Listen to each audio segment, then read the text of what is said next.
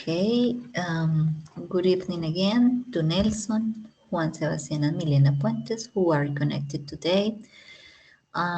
This session is a very important session since we're going to review on specific expressions on past, but this type of past, okay, it is past simple, yes, it is, but it is part of something called verb to be in past. Okay, today we're going to review verb to be in past, the expressions of verb to be was and were. Okay, this is very important, very easy, totally easy, okay, for you to understand.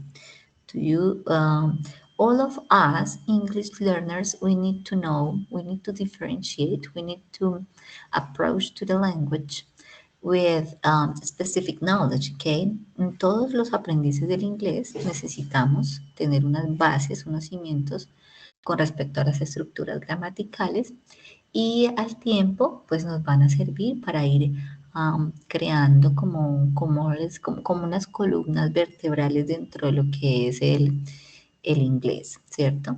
Recuerden que, no sé si fue con ustedes o con el grupo uno, pero yo les decía algo como esto, o les digo algo como esto. Cada uno de nosotros debe tener claro, o sea, como nosotros somos aprendices adultos, debemos de tener claro cuáles son esos tiempos gramaticales pilares o vertebrales, pues columnas dentro de lo que es mi proceso, o sea, mi conocimiento, cómo yo la voy construyendo paulatinamente, obviamente, ¿cierto? Pero de manera organizada y lógica, ¿cierto? Entonces, hoy vamos a basarnos principalmente en la columna vertebral del verb to be, was and were, que es la forma was and were, in past, ¿ok?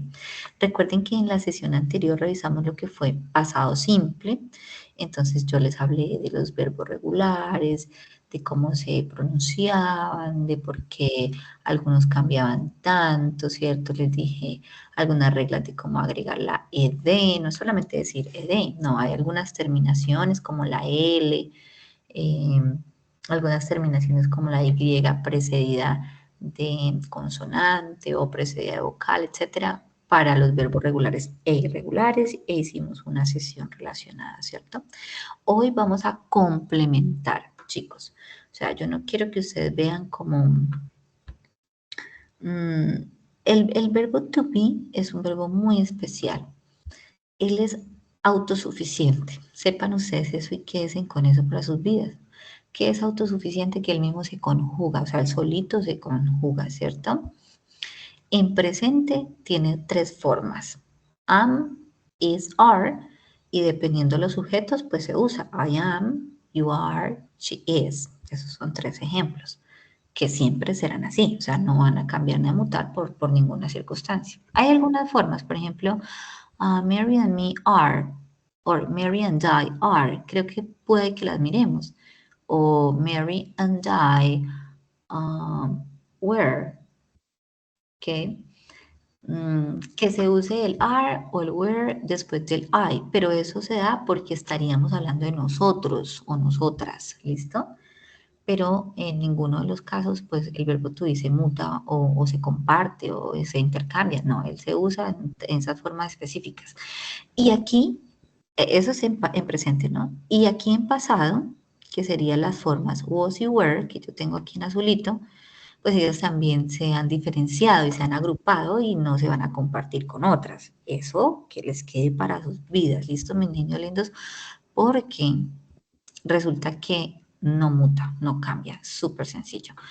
Pero cuando, bueno, me devuelvo a las columnas, cuando yo estoy bien estructurada, digamos, esta charla, por ejemplo, ojalá les sirva un poco, esas estructuras del presente, del pasado, que es el que estamos viendo, o sea, tenemos una oportunidad grandísima porque vamos a revisar una columna vertebral del inglés y el futuro, que ustedes lo han visto, ¿no? Presente, pasado, futuro, sí lo hemos visto, pero sería muy bueno que cada uno haga su autorreflexión y entonces pues se califique, ¿no? Diga, bueno, pues es que no, yo no, la verdad, yo escuchaba presente simple, pero no, como que soy flojito o flojita, necesito reforzar algo. Les voy a decir algo, chicos.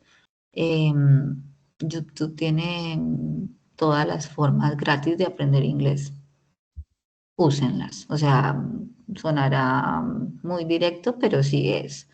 Si ustedes sienten que ustedes deben reforzar, por ejemplo, en el presente simple, que no es un tiempo, o bueno, no es un tema de este curso, pero que fue temas de los cursos anteriores y que también será tema del curso 5, eso sí se los aseguro, porque nosotros empezamos con presente simple y luego nos saltamos al futuro porque trabajamos son condicionales.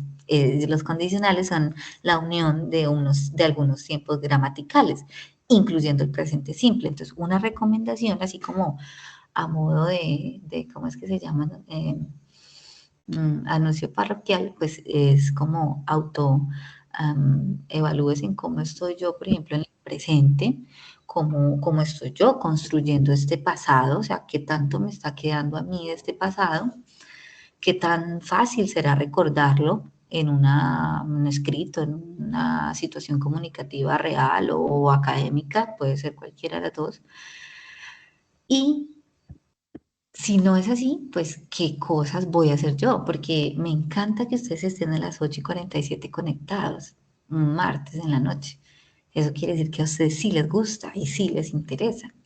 Y eso es supremamente motivador para uno como docente.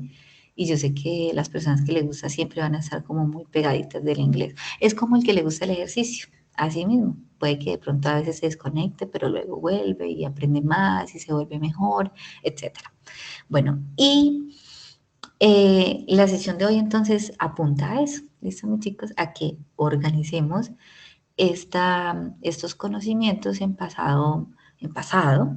Hoy nos tocó hacer la revisión del verbo to be en pasado, que no es otro tiempo gramatical, sepan ustedes, porque uno nunca dice verb to be tense. Tense quiere decir tiempo gramatical, pero el verbo to be no. El verbo to be es un verbo más, es un verbo irregular, es un verbo que dependiendo de las formas, presente, pasado o futuro, así mismo se conjuga y es un verbo hermoso porque nos permite hacer 10.000 cosas. O sea, créanme que él es muy, muy clave dentro del inglés, pero no quiero que le teman, quiero que al contrario, obsesionen con él y aprendan muchas cosas de él. De él uno puede aprender expresiones, frases que ya existen. Voy a bajarle un poquito el brillo porque tengo mucho brillo en mis ojos. Expresiones idiomáticas propias del idioma y 10.000 cosas. La edad, ¿cierto? Es diferente que el español porque nosotros usamos el verbo tener. Yo tengo 33 años y ellos pues no usan ese verbo, sino que utilizan el verbo to be, como para, por ejemplo, rápidamente para empezar la sesión, como por ejemplo para expresar las sensaciones del cuerpo. ¿Ustedes sí sabían eso? You say, for example, I am cold, I am cold, or I am concerned, or I am anxious, or I am depressed, or I am hungry. Tengo hambre. Miren que nosotros en español decimos tengo hambre. I am hungry is the equivalent. Okay, so this is important for you to know.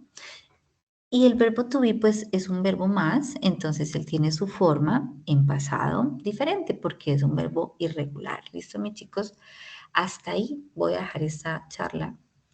Y les voy a agregar que vamos a ver unas expresiones en pasado. Y aquí hay algunas. Ago, last, yesterday. Cuando dice etcétera es porque nos dan muchas otras más, ¿cierto? Muchachos, en esto lo vamos a revisar, pero la profesora no se los va a leer one by one, ¿no? Vamos a tratar de agilizar y recuerden que ustedes tienen esta guía que está dispuesta para ustedes también 24/7, además de YouTube, lo que les dije, pues que pueden revisar nuevamente, que pueden descargar, hay algunos descargables Y también hay algunos descargables y también se pueden tomar pantalla. When I was younger. Cuando era más joven. Introducción. Hello, my name is Michelle, and I want to welcome you to this course, English Does Work Level 4. Here, you will learn the basic of past tenses, starting with how to conjugate and use the different forms of the verb to be, was, and were. You will also learn different time expressions that will help you to locate more specifically in time the events that you're actually talking about. Finally, you will acquire the necessary vocabulary to narrate the experiences you have lived. Vocabulary about feelings and emotions, stages of life, and important family and social events. Now, thank you for listening to me, and I hope you enjoyed this journey learning the basics of past tenses.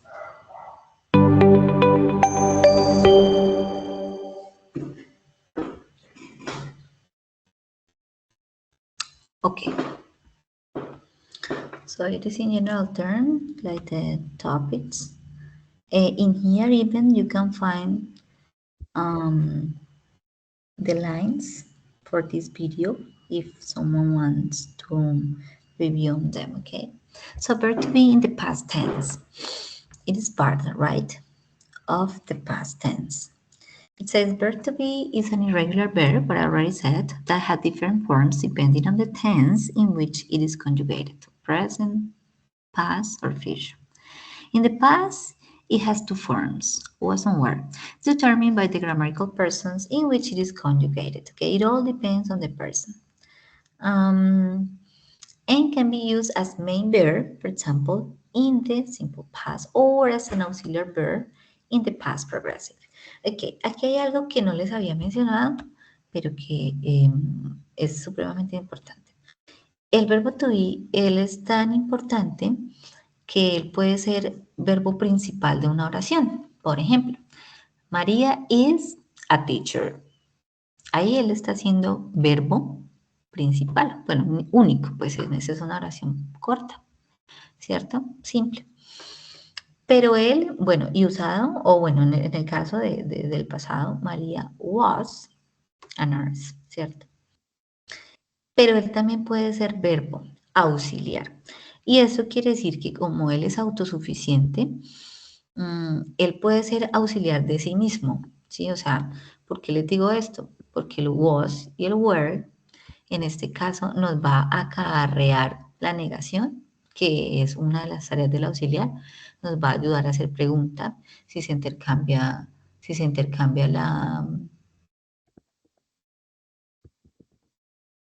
la palabra, ¿cierto?